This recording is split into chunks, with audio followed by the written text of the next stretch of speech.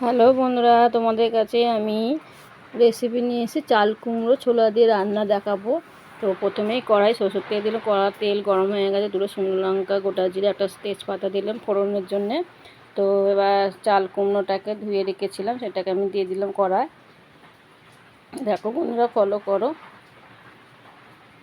আর এই চাল কুমড়ো রান্নাটাতে কিচ্ছু মশলা লাগবে না, জাস্ট ছোটো চামচে 2 চামচ নুন দেবো আর 1.5 চামচের মতো হলুদ দেবো, দিয়ে আমি ভালো করে কষতে লাগবো।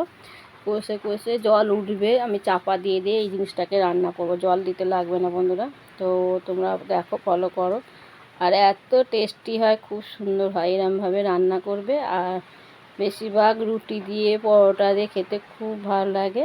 তো আমাদের বাড়িতে খুব পছন্দ এটা, তোমাদেরকে আমি সেটাই শেয়ার করছি। দেখো, আর এটা আমাদের গাছে হয়েছিল চাল কুমড়োটা বন্ধুরা।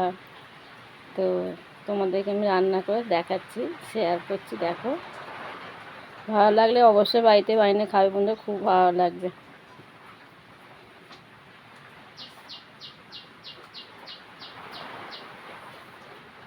ছোলা গুঁড়ি দিয়ে দিলাম, ছোলা গুঁড়ি দিয়ে কষে একটু চাপা দেবো, চাপা দিয়ে দিয়ে করবো এই জিনিসটা। চাপা দিয়ে যত চাপা দেবো জল উঠবে আর সেদ্ধটাও হবে।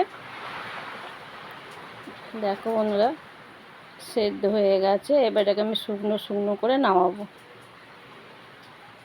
জল রাখলে একদম হবে না, শুকনো শুকনো করতে হবে। এবার চিনিটাকে আমি দিয়ে দিলাম, ছোটো বাটির হাফ বাটি। আরে এত বৃষ্টি হচ্ছে বন্ধুরা আজকে, সে বলার মতন নয়।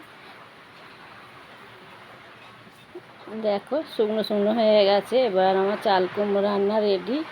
তো এবার আমি নামাবো, নামানো হয়ে গেছে। দেখো বন্ধুরা, কি দারুণ কালারটাও হয়েছে, আর খেতেও খুব সুন্দর লাগবে। অবশ্যই বাড়িতে বানাও, খাও, আর আমায় কমেন্ট করে বলো কীরকম হয়েছে।